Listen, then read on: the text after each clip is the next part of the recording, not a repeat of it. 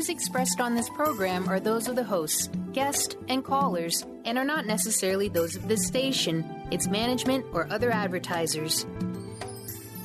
You're listening to Transformation Talk Radio.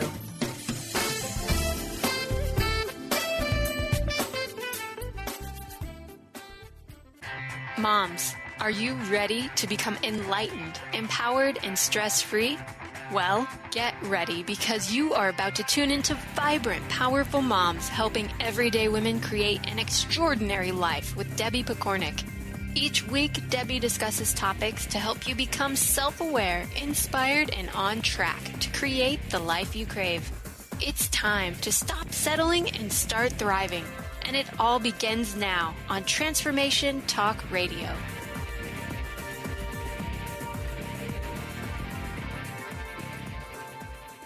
Hello and welcome to the Vibrant Powerful Moms Show. I'm your host, Debbie Pokornik, and I'm here to share information that can help you realign with your vibrant, powerful self so that you can fully enjoy the life you've come here to live. Now, today, I have with me on the line an incredible woman by the name of Maria Nemeth. She has a really amazing bio, which I'm actually just going to highlight some of the things that really stand out for me. And then you can take a look at more of the details if you like on the profile page at Transformation Talk Radio if you need more. So, Maria is a psychologist and master certified coach who helps purpose-driven people everywhere see their greatness and bring it all to life. Her luminous life method has helped tens of thousands live and serve with clarity, focus, ease, and grace. Love it. Her work has been featured on the Oprah Winfrey Show. She's been very active in community transformation, and she is an author of 2 highly acclaimed books, The Energy of Money and Mastering Life's Energies, both of which have given people everywhere a way to begin putting success principles into immediate practice in their lives. And that's actually what she's here to do today. She's going to share some key strategies for keeping you both successful and sane. I have to say I giggled a little when I read her title, which is What to Do When You Don't Know What the Heck to Do. Yeah. H with 3 asterisks. You fill in the blank. So it sounds very fun. Maria, welcome to the show. Oh, Debbie, thank you so much. It's wonderful for me to be here. Oh, well, it's awesome to have you. So let's jump right into the topic of success. I know that you have a very interesting take on it, and I'd love for you to share with our listeners what success is all about to you. I would be thrilled to do it, Debbie. What I really want to emphasize on all occasions is that success is not really about how much you do, but really it's about the quality of your results in life. Because, if success, Debbie, were just about all the things you do, just how much you do, then we could turn ourselves into positive doing machines. And Yes. At the end of the day, we really wouldn't have a sense of accomplishment, would we? So a number of years ago, I saw this in my own life, as well as in the lives of the people that I worked with. And so I developed a particular way of looking at success, which I think leads us to a life that has more meaning in it, has more of a sense of I'm doing what I am meant to be doing in life. So this is how I would define it. Success is doing what you said you would do consistently with clarity, focus, ease, and grace.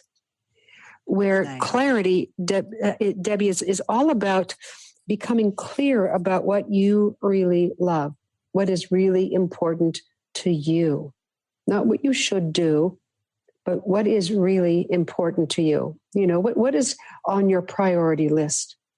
Focus is about learning to focus all of your energy and your attention on what's important to you. And all the people who I've worked with over the years, and by now we figured I've worked with over 100,000 people, in terms of coaching them, whether they've been on bigger programs with me or even small one-to-one, that focus is literally about focusing on what you really love.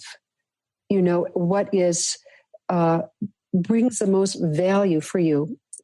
And I say this over and over again to people because there are so many ways, Debbie, that we can become distracted in life. And I know you know exactly what I'm talking about. Ease is about taking small, sweet steps toward a particular dream that you have, not thinking that you have to go way, way beyond your comfort zone, but simply maybe a little bit further than you would normally go, but making sure that you have a lot of ease along the way, that you're not suffering, that you're not overwhelmed, overworked, overtired. And then, of course, grace is the last way to describe success. And grace, the definition of grace is that it is an unearned blessing. And the phenomenally powerful way to look at having grace in our lives is to have the ability to develop your capacity to be grateful. To be grateful for what you have and what you're accomplishing, and just being grateful for the whole journey. So clarity, focus, ease, and grace describe the 4 aspects of success. Very nice. I love how the focus of that whole thing is on what's important to you. And, what feels good, what gets your blood flowing, what makes you feel vibrant and alive, right? Absolutely. And so many of us, isn't it true, Debbie, that we have a hard time allowing ourselves to do what we love? Oh, yes. We have guilt often when we do the things we love. So absolutely. And guilt is so useless. It is. Guilt has never made a successful person more successful. No. When you ask a person, why is it that you're so successful? They never say, well, because I've developed my ability to be really guilty.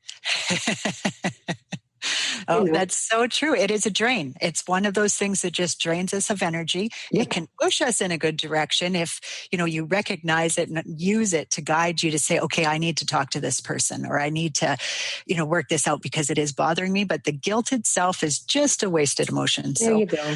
Absolutely. There you go. So, you put in your title here, what to do when you don't know what the heck to do. So we all have times when we just don't know what to do. So I'm wondering if, first of all, you can tell us a little bit about what's going on in the brain at moments like these, and then guide us in what we can do about it. I would be happy, Debbie, and I'm thrilled you're asking me that question, because it gets to the heart of the matter for a lot of us. Imagine that for all of us, our brain is like an organ. We have 2 eyes, a nose, a mouth, 2 ears, and an organ, and it's the brain. And when you begin to ask yourself, well, what difference in my life would it make if I were to see my brain as an organ? Well, then you might begin to ask, look, I know when my arm is tired. I know when my foot is tired. I know when my shoulder is tired.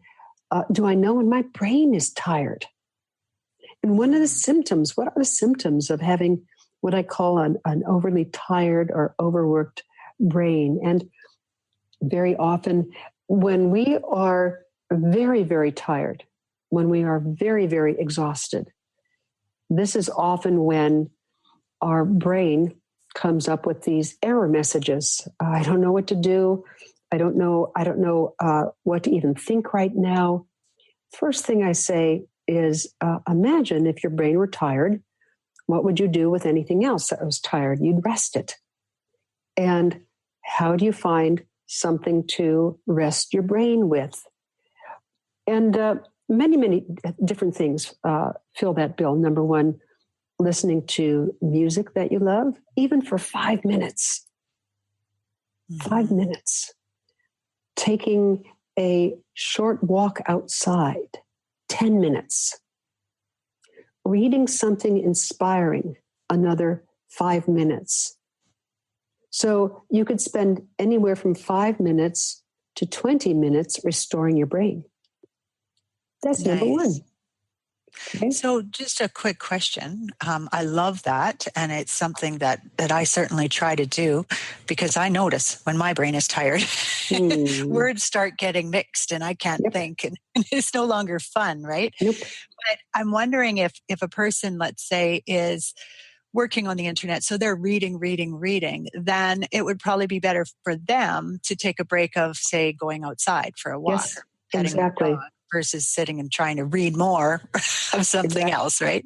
Exactly. And I'm glad we're talking about it at this level because I want to give your listeners, Debbie, some definite strategies, things you can do to make a difference. Things you can do to make a difference with your brain. So, for example, if you're reading a lot, yes, a 10-minute walk, a 5-minute listening to music. What are you doing? Well, you are resting your brain. And when you rest your brain, something happens. Your brain changes its operating state. So you can have an operating state with your brain, Debbie, in which you are stressed and exhausted, maybe even multitasking, which we can talk about a little bit later. But standing up, disrupting your brain's current state by resting a little bit, restores your brain. It's like resetting a computer. You log off, wait a few moments, and then log back on. See, and it refreshes the computer. Same thing for your brain. Right. So, but maybe let's go longer than the 10 seconds or the 30 seconds. Exactly. That's why I'm saying even 5 minutes. And as you know, I'm a psychologist as well as a master certified coach. So I've worked with people for many, many years about how to change their brain's natural operating state. And if you're sitting, stand up and walk around. If you've been standing for a long time, sit and put on 5 minutes of music. You just want to change your brain's current operating state. Yeah. So that's one thing, a few things you can do when you don't know what the heck to do. The most important thing to know, and this is what makes all the difference, Debbie, know that when you don't know what the heck to do, you really do have a voice of wisdom that will show you what to do next once you have changed the operating state of your brain. Because when we're very, very tired, one of the mechanisms that gets activated is something called our amygdala. And the amygdala, I don't want to get too technical here, but it's a small part of the brain responsible for fight, flight, or freeze. And this comes online. And the minute it comes online, when our brain is kind of overworked, overcooked, the minute it comes online, it hijacks the creative part of your brain. Right. So by changing your brain state, you are taking, in most cases, that amygdala offline. Does that make sense? Absolutely, it does. And I think it's a wonderful message for everybody to hear because we spend a lot of time in fight and flight where we don't need to be. Yep. And so learning how to shift gears. Can I just quickly share my favorite little trick? Please. Especially because with moms and little kids, this can be so fun, is just lying down on the floor and putting your feet up on the chair or on the couch. Yes. Because it shifts you over from that fight or flight to rest and digest. And it changes your brain. It helps you to just relax for those few seconds. And all of a sudden your information, intuition, all that can kick into gear. It's amazing. It is really true, folks. She speaketh the truth. Listen to this woman. Oh, love it. So you talk about something called trouble at the border. Oh, yes. And what does that have to do with being a powerful mom? Well, let me tell you what that means. Trouble at the border. is a natural phenomenon that we all go through when we are trying to do something new or different.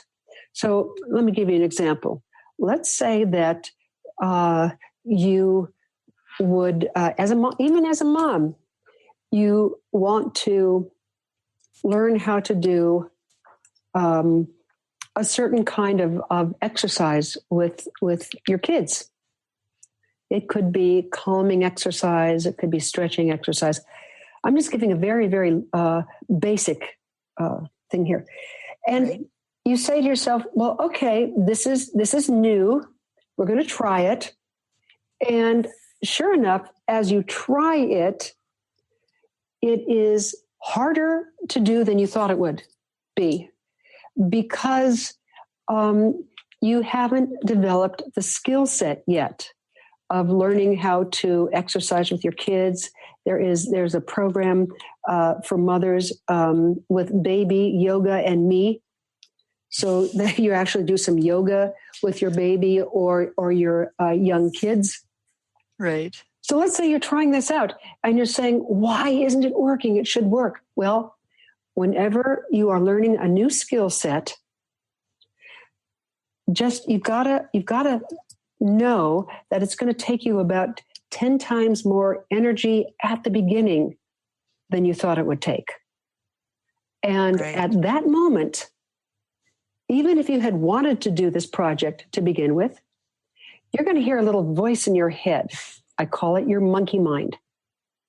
Okay. Now, Debbie, your monkey mind is a Buddhist term. It stands for that aspect of the mind that is always chattering at us as it swings from doubt to worry and back to doubt again.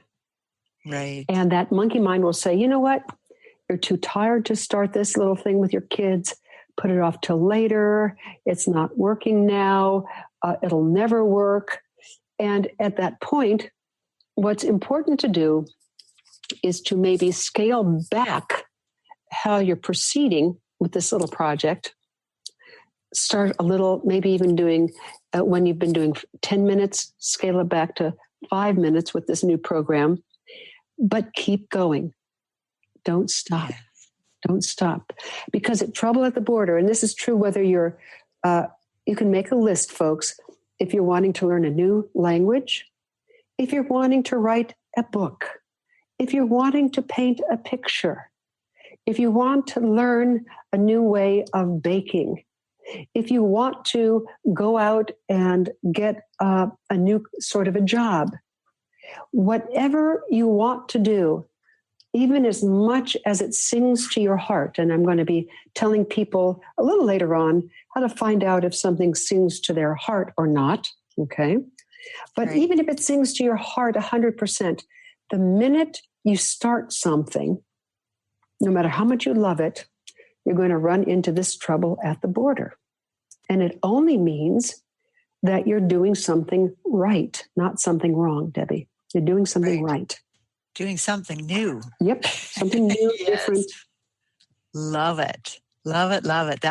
I do like to talk about something I call a learning cycle, and it talks about that awkwardness. And then, Yep. even when you get a little bit better at it, you often feel fraudulent. So I love that. I love the more we understand these kinds of things, the more we can say, all right, so we've done a few minutes of this yoga. Maybe now we'll just do free dance. Yeah. Exactly. But we don't want to fall into that trap of maybe tomorrow, because tomorrow's a flirt. It doesn't ever get here. It just I love it. Oh, to pretend. May I quote you? That is brilliant. I love it. Well, you can, but you probably should credit Randy Gage. Can I try that again? You probably should credit Randy Gage, because he's the one who actually said it. I love it. So, what are some of the most common myths or misconceptions that you hear about what it takes to be a great mom? Well, the biggest misconception, and I think your listeners already know this, is that a great mom is one who can get it all done, and get it all done alone without asking for support. A great mom is someone who can balance many, many needs all at once. Great mom is someone who has boundless energy. She just keeps going. I'll bet that some of your listeners are probably starting to hyperventilate as they're hearing me say all this, Debbie. Mm-hmm. And yet they might even be nodding along and thinking, yes, that is what makes a great mom. How do I get me some of that? Right? We can't do it all. You don't. Exactly. You don't. You know, yeah. I've actually had the great good fortune of interviewing a lot of folks who people would say they're a great mom, including a gentleman who has 3 children, and their mom just unfortunately died a couple of years ago from cancer. Okay. And he's taken on the role of not only dad, but really what you could stand by and say, this is a great mom. And one of the first things I recognize when I'm interviewing some of these people, the first thing they always do is let their children know how much they love them. That if you interview people who talk about their moms, and I've done this for years and years and years and years and years, because believe it or not, I discovered a few weeks ago that I've been in the helping profession, either as a counselor, a psychologist, or a master certified coach, Debbie. I've been in the helping profession for 50 years. 50 years. So you can imagine I've counseled and interviewed a few people. 1 or 2. Absolutely. 1 or 2. And almost to a person, when I ask them, what made your mom great in your eyes? Almost to a person, they'll say to me, she always let us know how much she loved us, and she always let us know that she knew we could do anything that we set our minds to. Nice. I said, well, was the house clean? Did the dishes get done on time? How was your mom a great cook? They might say, well, not really. But you know what? That didn't matter to me. What mattered is that there was love. There was appreciation. Our mom, and so for those of us, and I say those of us, who are tempted to become multitaskers, or I would call it busyholics, we think that love is synonymous with all the things that we're doing. Right. No. Love and being a great mom is synonymous with all the ways we are being with our children. Exactly. And so it's not about necessarily taking them to Disneyland or, having the latest in fashion or any of those things. And that's certainly a conversation that comes up often when it comes to moms that are working so hard so that their kids can have what they couldn't have when they were young. And I know. It's just not the answer. I know. So, Maria, I feel like we could probably go on for quite a while here, and I know we're getting to the end of our time. Oh my gosh! So I could talk to you for hours, Debbie. You are just great to talk with. Thank you. Well, I think we have a lot of things we could discuss as well. So I'm wondering if, I know that you have a gift, and so I would love to give you a chance to share that gift with the audience. And then if you have a final message that you'd like to add on there too for the audience, I would love for you to share that at that point as well. I do, and I will. Under 2 minutes. So. I'll do it. Under 3? Under 2. Okay, you got it. So, first of all, free gift. Go to my website. I'm the director of the Academy for Coach Training. So what I'd like you to do is go to acecoachtraining.com. That's ACECOACH training.com, one word, /blueprint, /blueprint to access our free life blueprint guide. It's going to help you set your priorities. You can visit our website at acecoachtraining.com, and there are so many free resources that we have, and you can learn about our in-person trainings for people to become very, very successful. So acecoachtraining.com /blueprint. And if you think of nothing else, whenever you get tired, whenever you feel out of sorts, whenever you're feeling overwhelmed, do this one thing. Stop in the moment and find one thing for which you are grateful right here and right now. One thing for which you are grateful. Anything, just make sure it's something that's happening right here and right now. For example, I, Debbie, am very, very, very grateful to have been talking with you today. Oh, lovely. And that is a wonderful tip. So I really hope people will go to acecoachtraining.com /blueprint and get on your life blueprint guide list. I'm on there and I love your little tips that you send out. They are so quick and easy to read, but very informative. So thank you once again, Maria, for sharing your time, sharing your wisdom with us. I really appreciate your coming on the show. Thank you, thank you, thank you to our listeners. With much respect for you and the journey you are on, this is Debbie Pokornik and her guest, Maria Nemeth, wishing you a vibrant and powerful day. You've been listening to Vibrant, Powerful Moms with host Debbie Pokornik. If you've enjoyed this show, please give us a shout out and leave us a positive review. To find out more about Debbie and her sisterhood of Vibrant, Powerful Moms, visit empoweringenergy.com. That's empowering with letters NRG.com.